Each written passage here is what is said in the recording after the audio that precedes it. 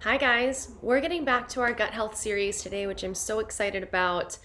So many of you suffer from IBS related symptoms, which include bloating, gas, diarrhea, constipation, or maybe a mixture and hodgepodge of all of those things.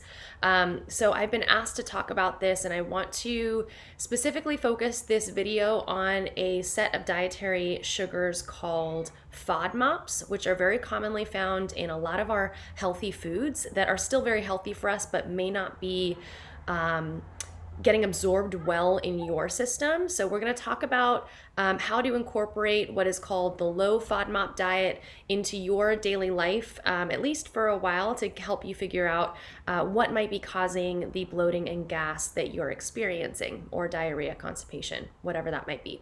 But before we jump into FODMAPs and what they are and how they may or may not alleviate your IBS-like symptoms, I do want to talk about IBS really quickly because the statistics around it are pretty astounding, you guys.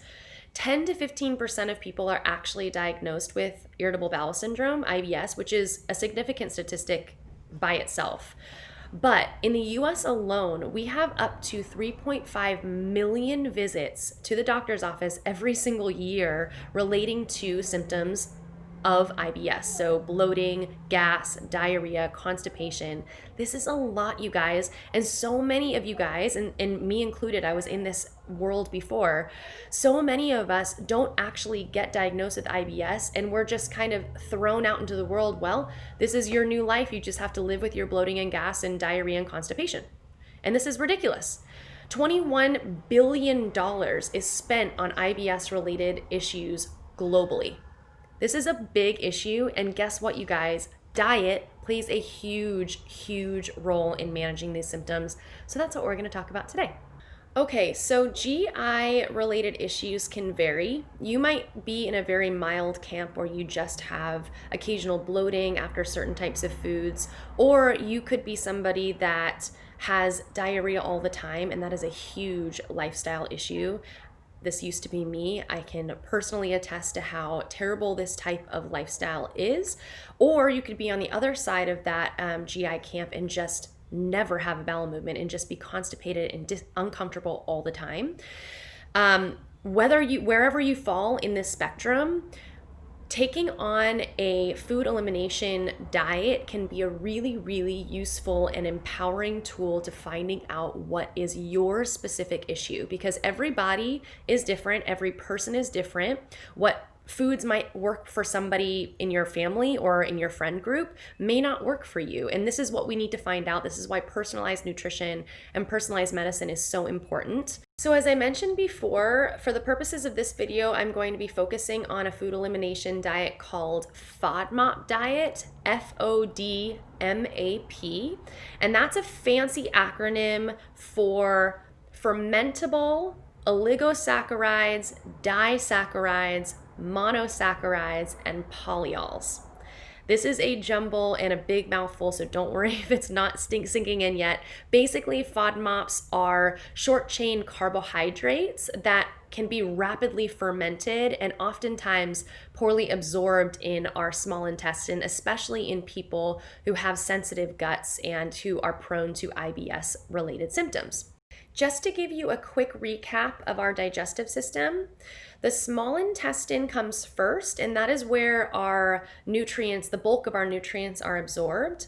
Our large intestine, which is attached to the small intestine and comes second, that is where all of our fluids are absorbed, but any of our food that is undigested or malabsorbed in our small intestine for whatever reason will either go into the large intestine and prepare for elimination, or it will go, as a lot of people with IBS symptoms experience, it will go into our large intestine and ferment there, which will cause bloating and gas, which is what we're trying to avoid.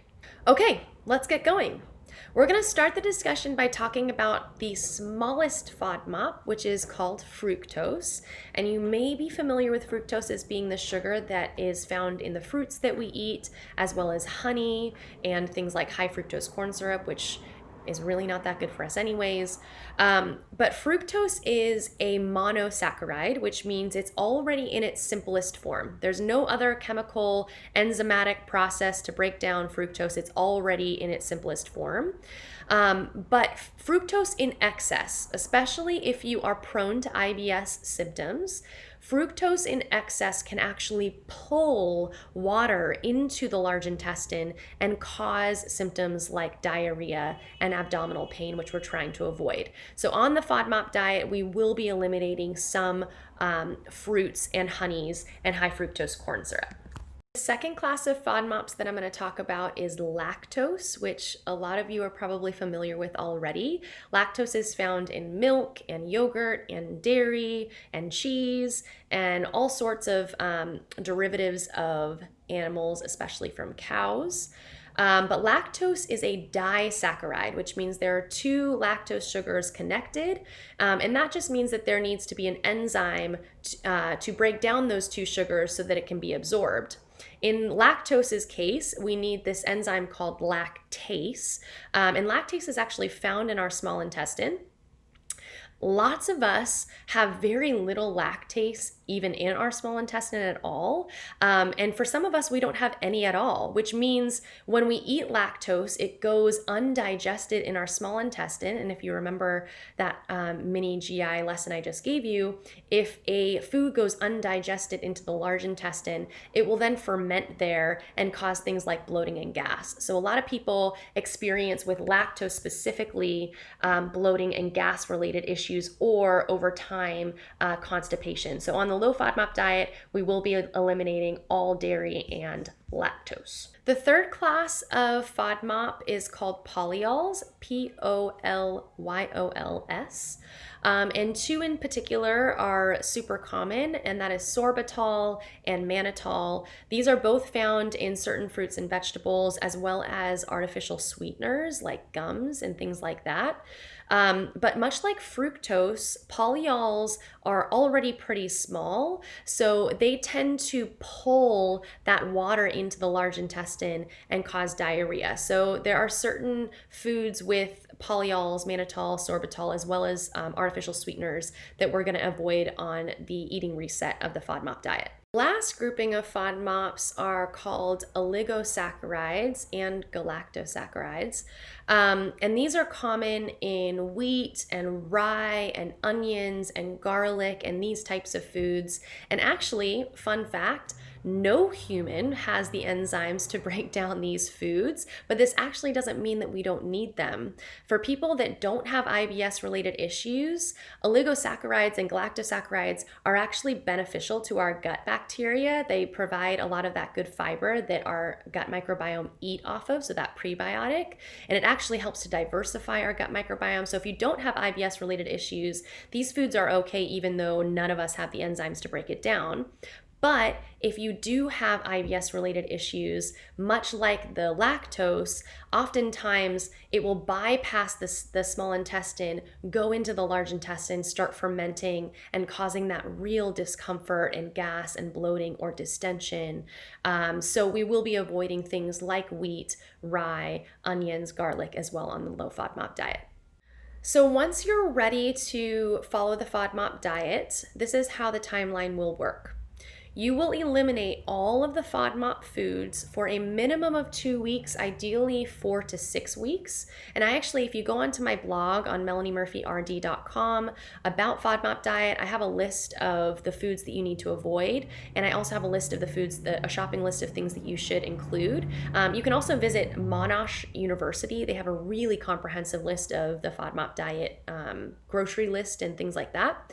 But you will eliminate all of the foods from all of those categories for a minimum of 2 weeks, more like 6 weeks ideally, to get your body at a baseline so that we don't have any of it in our system. And from there, you will systematically and strategically reintroduce each grouping of food by food. So this does take a while, you guys. This takes determination and commitment.